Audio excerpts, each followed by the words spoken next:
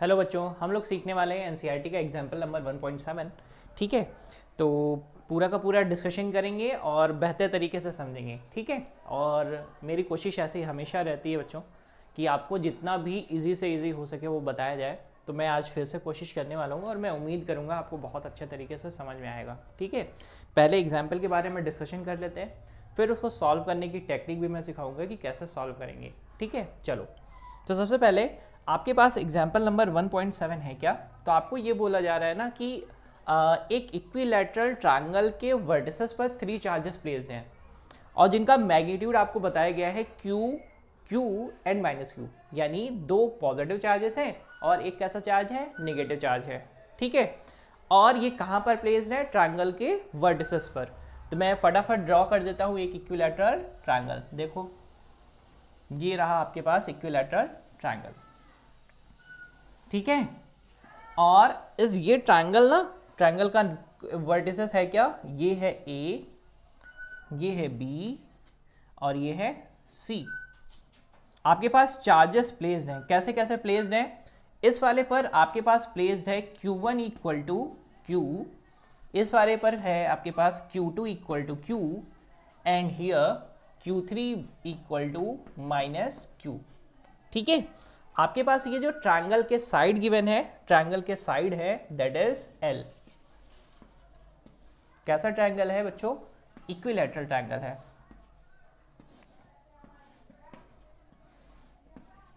ठीक है, आपको फाइंड क्या करना है? आपको फाइंड करना है फोर्स ऑन ईच चार्ज, यानी इस चार्ज पर पता करेंगे जहां पर Q है, इस पर पता करेंगे और इस पर पता करेंगे कि कितना कितना फोर्स एक्ट हो रहा है। ठीक है, तो ये था आपका एग्जाम्पल। अब इसको सॉल्व कैसे करेंगे ये देखते हैं। तो अभी आपको पता है ना कि सबसे पहला टास्क हम लोग शुरू करते हैं कैसे, कि दो चार्ज के बीच का डिस्टेंस पता है तो ठीक बात है। तो सबसे पहले हम एक एक पॉइंट पर कंसीडर करेंगे। ठीक है, तो सबसे पहले मैं कंसीडर कर लेता हूं पॉइंट ए पर। At point a, at point a पर, यानी कैसा चार्ज है? यहाँ पर पॉजिटिव चार्ज है। ए पर फोर्स लगाने वाले कौन कौन लोग हैं? तो फोर्स लगाने वाला कौन है? दैट इज ये माइनस का Q और ये प्लस का Q। तो अगर मैं इस पर बात करूं कि फोर्सेस आएंगे कैसे कैसे, तो देखो जरा, ये पॉजिटिव चार्ज है, ये पॉजिटिव चार्ज है, तो यहाँ पर जो भी चार्ज है उसको क्या करने वाला है? रिपल करने वाला है, कुछ इस डायरेक्शन में। ठीक है, तो मैं इसका नाम कैसे रख दूं? सर फोर्स किस पे आ रहा है? 1 पर आ रहा है। कौन लगा रहा है? 2 वाला लगा रहा है। फोर्स 1 पर लग रहा है, कौन लगा रहा है? 2 वाला लगा रहा है। अब इसी तरीके से अगर मैं सेम इस वाले चार्ज के लिए बात करूं, यानी माइनस Q वाले चार्ज के लिए, किस पर लगा रहा है? इस पर लगा रहा है। लेकिन सर ये तो खींचने वाला, यानी यहां पर इसका नेचर कैसा है? अपोजिट नेचर है। तो ये क्या करेगा? अट्रैक्ट करेगा। तो अट्रैक्ट करेगा तो उसके पर डायरेक्शन किधर की तरफ हो जाएगी? कुछ इधर की तरफ। ठीक है, अगर इधर की तरफ हो जाएगी तो सर इसका नाम क्या लिखेंगे हम लोग? किस पर फोर्स लग रहा है? 1 पर। कौन लगा रहा है? 3 वाला। ठीक है, तो एट पॉइंट ए पर आपको क्या मिल गया? 2 फोर्सेस मिले, एक F13 मिला और एक F12 मिला। ठीक है, अगर मैं दोनों का मैग्नीट्यूड फाइंड करूं, फटाफट मैग्नीट्यूड फाइंड करते हैं। F12 कितना हो जाएगा बच्चों? आप सिंपली लिखते हैं क्या? K, electrostatic force constant, Q1 यानी Q, Q2 यानी Q अपॉन दोनों के बीच का सेपरेशन यानी L का स्क्वायर।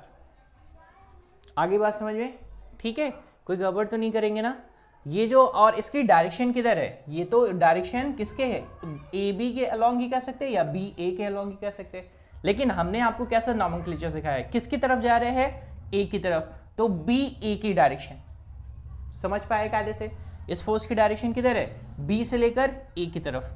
ठीक, तो मैंने अभी मैग्नीट्यूड वाइज लिख दिया है कितना? F12 कितना लिखा? K Q Q upon L का स्क्वायर, जिसको हम लोग लिख सकते हैं K Q square upon L square.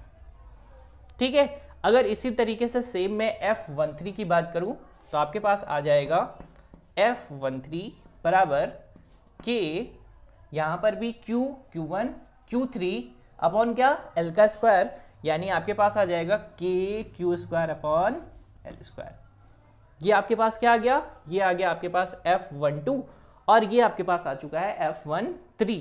Sir एक बात बताइए, अगर ये इक्विलैटरल ट्रायंगल है ना, तो इनके बीच का ये एंगल कितना, ये तो 60 डिग्री होगा, ये कितना होगा, ये भी 60 डिग्री होगा, और ये कितना होगा, ये भी कितना, 60 डिग्री।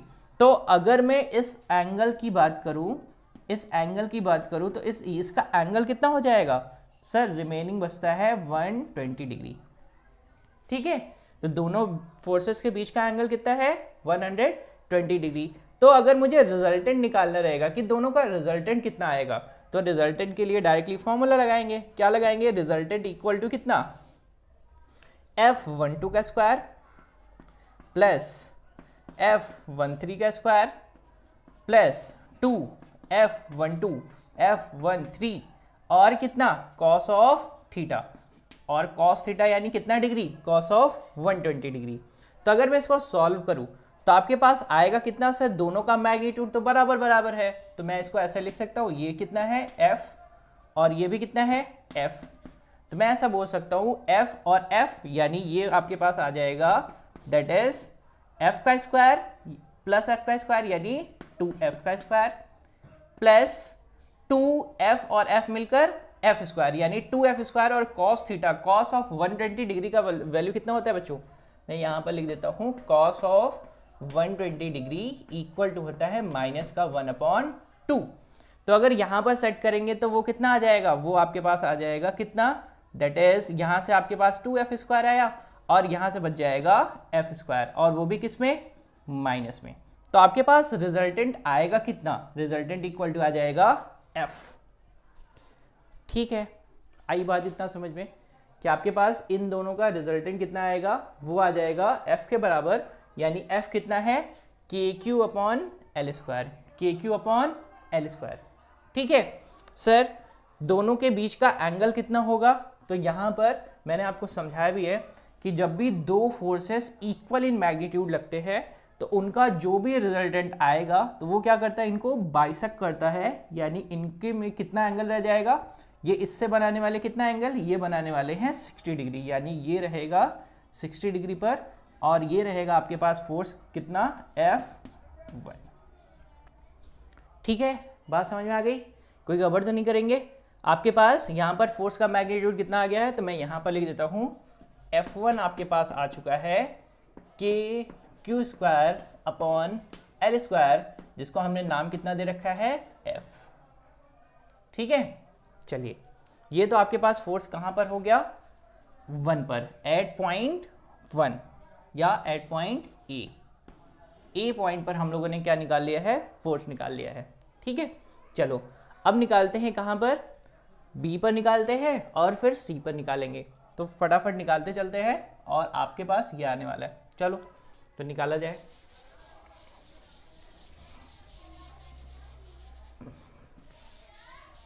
अब पॉइंट बी पर सभी लोग ऑब्जर्व करिए जरा, पॉइंट बी पर अगर ऑब्जर्व करें तो एट पॉइंट बी पर कितने फोर्स लगेंगे,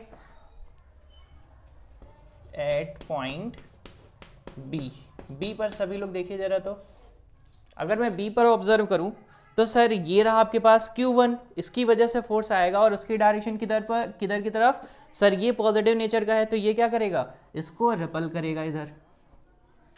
ठीक है, और ये कैसा, निगेटिव नेचर का, यानी ये क्या करेगा, अट्रैक्ट करेगा, उसकी डायरेक्शन किधर की तरफ, इधर की तरफ।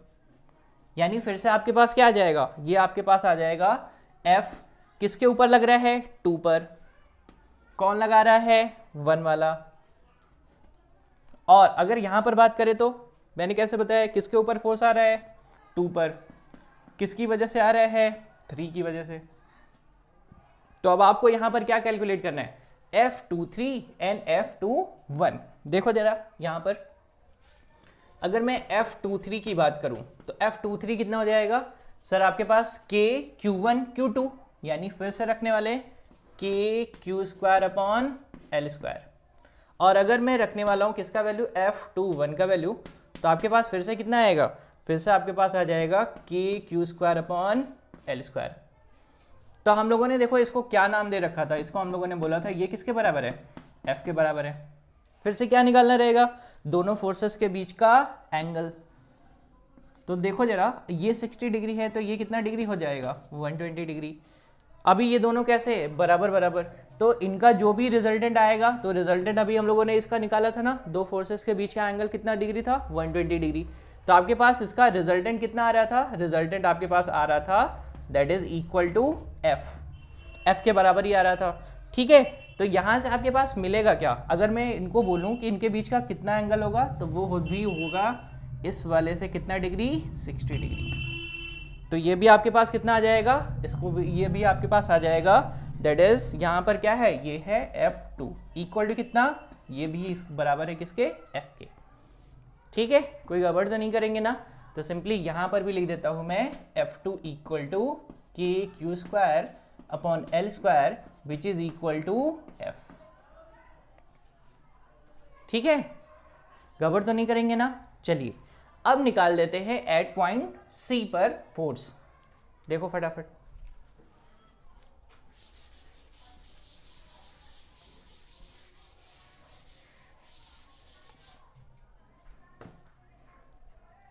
अगर पॉइंट C पर फोर्स निकाले, एट पॉइंट C पॉइंट पर फोर्स निकालते हैं सर, इस वाले की वजह से देखो Q2 की वजह से किस डायरेक्शन में आ जाएगा, ये आ जाएगा इस डायरेक्शन में। किस पर फोर्स लग रहा है, 3 पर, तो इसका नाम रख देते हैं F3। कौन लगा रहा है, 2 वाला। ठीक है, ये भी कैसा है, पॉजिटिव, तो ये भी किसकी वजह से क्या आएगा, अट्रैक्शन, यानी किस डायरेक्शन में, इस डायरेक्शन में। तो मैं इसके लिए क्या लिख दूं, इसके लिए लिखूं F31। तो दोनों को फाइंड कर लेते हैं, F31 फाइंड करेंगे तो कितना मिल जाएगा, KQ square upon L square. यहाँ पर भी फाइंड करें तो F32 बराबर कितना, KQ square upon L square. ठीक है, गड़बड़ तो नहीं करेंगे ना। यानी इसको हम लोगों ने कितना बनाया था, F, इसको भी कितना बनाया था, F। दोनों के बीच का एंगल कितना है, वो तो है 60 डिग्री। दोनों के बीच का एंगल कितना है, 60 डिग्री। और cos ऑफ 60 डिग्री कौन बताएगा, cos 60 डिग्री बराबर कितना, बराबर बताइए जरा आप लोग, कितना होता है cos 60 बराबर कितना, बोलो ना भाई, इट्स 1/2। कितना होता है, 1/2। फटाफट सेट कर देंगे तो आपके पास इन दोनों का रिजल्टेंट निकाल लेते हैं। रिजल्टेंट बराबर आ जाएगा स्क्वायर रूट ऑफ F31 का स्क्वायर प्लस F32 का स्क्वायर प्लस 2F1 यानी F31 F32 cos of 60 degree. अगर इसको सेट करें तो आपके पास कितना आ जाएगा, R इक्वल टू, यानी रिजल्टेंट इक्वल टू आ जाएगा स्क्वायर रूट ऑफ कितना, 3F का square equal to square root of 3F। ठीक है, ये आपके पास आ जाएगा रिजल्टेंट। अब सेम प्रोसेस सर, दोनों कैसे बराबर बराबर फोर्सेस है, तो इनका रिजल्टेंट किधर की तरफ आ जाएगा, कुछ इधर की तरफ। कितना डिग्री बनाने वाला, जस्ट इनका हाफ, यानी कितना डिग्री हो जाएगा ये, 30 डिग्री। इधर से भी कितना डिग्री, 30 डिग्री। ठीक है, और ये है किसके बराबर, ये है आपके पास F3 बराबर कितना, बराबर है स्क्वायर रूट ऑफ 3F। ठीक है, बात समझ में आ गई। मैंने क्या किया, मैंने सभी पर, पॉइंट A पर, B पर और C पर, सभी पर फोर्स निकाल लिया। और आपका टास्क ही यही था कि आपको क्या निकालना है, सभी वर्ड फोर्सेस। तो F1 इक्वल टू आ गया F, F2 इक्वल टू आ गया F, F3 इक्वल टू कितना आ चुका है, square root of 3 into F। ठीक है, अब एक काम और कर लेते हैं बच्चों।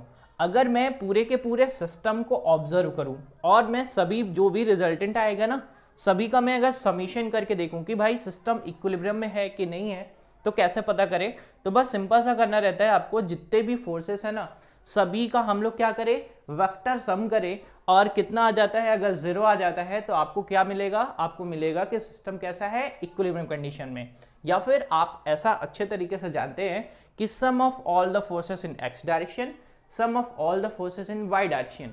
अगर सभी का समीशन मिल जाता है आपको 0, तो आप ऐसा बोल सकते हैं कि सिस्टम कैसा है, इक्विलिब्रियम कंडीशन में।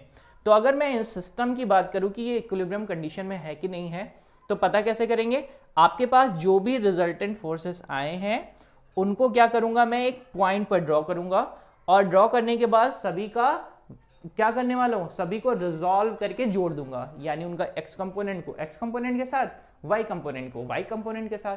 तो यानी sum of all the forces in x direction, sum of all the forces in y direction. अगर सभी का समेशन आ जाता है 0, तो भाई ठीक बात है, सिस्टम कैसा है, इक्विलिब्रियम कंडीशन में। तो मैं उस चीज को भी कर देता हूं फटाफट। देखिए बच्चों सभी लोग,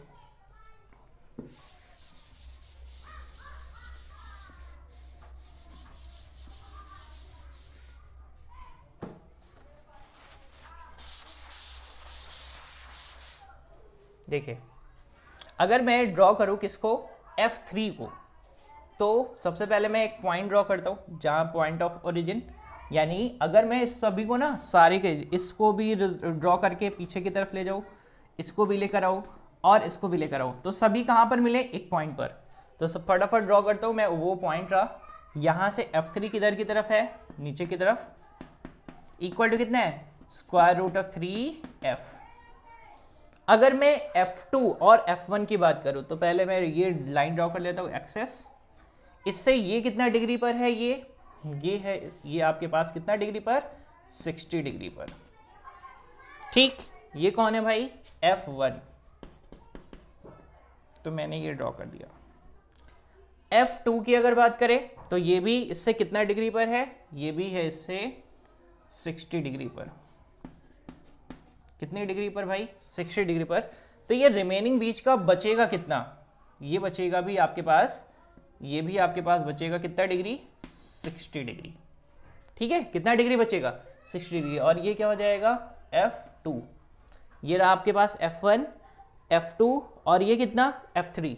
अब देखो जरा ध्यान से, अगर मैं इस F2 और F1 को रिजॉल्व करूं, तो इनके कंपोनेंट, परपेंडिकुलर कंपोनेंट कितने कितने आएंगे, बताइए जरा। इस पर आपके पास कंपोनेंट कितने कितने आएंगे, इनका ये कंपोनेंट आएगा F2 साइन कितना डिग्री, बताओ जरा, 60 डिग्री। और इधर से भी कितना आएगा, प्लस F1 साइन कितना डिग्री, 60 डिग्री। ठीक है, यहां से कितना आएगा, F2 sign 60, F1 sign 60 degree. और इनका ये कंपोनेंट कितना है, ये आपके पास है कितना डिग्री, 60 डिग्री। तो इनका ये कॉस कंपोनेंट इधर की तरफ आएगा, कितना आएगा, F2 कॉस 60 डिग्री। और ये आपके पास आ जाएगा F1 कॉस ऑफ 60 डिग्री। देखो ये और ये दोनों कैसे, इक्वल एंड अपोजिट, तो क्या हो जाएंगे, ये लोग कैंसिल हो जाएंगे। अगर मैं इन दोनों को जोड़ूं, तो आपके पास ये है क्या सर, F2 और F1 दोनों का मैग्नीट्यूड तो बराबर बराबर है। तो मैं ये लिख सकता हूं कितना, यहां पर इन दोनों को जोड़कर मैं लिख सकता हूं 2। F1 और F2 किसके बराबर है, वो तो F के बराबर है, तो लिख देता हूं 2F साइन 60। साइन 60 कितना होता है बच्चों, स्क्वायर रूट ऑफ 3/2, यानी 2 से 2 कैंसिल। तो इन दोनों को जोड़ने के बाद कितना आएगा आपके पास, √3 ऑफ F। देखो जितना ये नीचे की तरफ है उतना ये ऊपर की तरफ है, पूरा का पूरा, यानी इक्वल एंड अपोजिट। तो ये भी एक दूसरे से क्या हो जाएंगे, कट जाएंगे। यानी आपके पास क्या आया, F1 plus F2 plus F3 equal to कितना, 0। तो सिस्टम है कैसा, सिस्टम है इक्विलिब्रियम कंडीशन में। ठीक है, बात आई समझ में ना। बहुत ही बेसिक तरीके से बच्चों हम लोगों ने सीखा। पहले प्रॉब्लम को समझा कि प्रॉब्लम करना क्या है, हमें सिंपली सभी जितने भी पॉइंट है A, B एंड C, वहां पर हमें क्या निकालना था, फोर्सेस निकालने थे। फोर्सेस निकालने के बाद हमने क्या किया, सभी को ऐसा बनाया कि सिस्टम इक्विलिब्रियम कंडीशन में है कि नहीं है, उसको भी हमने चेक किया। ठीक है, अगर मैं आपको कंक्लूजन करूं इसका, तो आपके पास F1 का वैल्यू आया है कितना, F, F2 का वैल्यू आया है कितना, F, और F3 का वैल्यू आपके पास आया है स्क्वायर रूट ऑफ 3F। ठीक है, ये था बेसिकली डिस्कशन बच्चों, एग्जाम्पल नंबर 1.7। मैं उम्मीद करता हूँ आपको बहुत अच्छे तरीके से समझ में आया है। अगर कोई भी डाउट इसके रिगार्डिंग आपको रह जाता है तो प्लीज़ बताइएगा। थैंक यू बच्चों।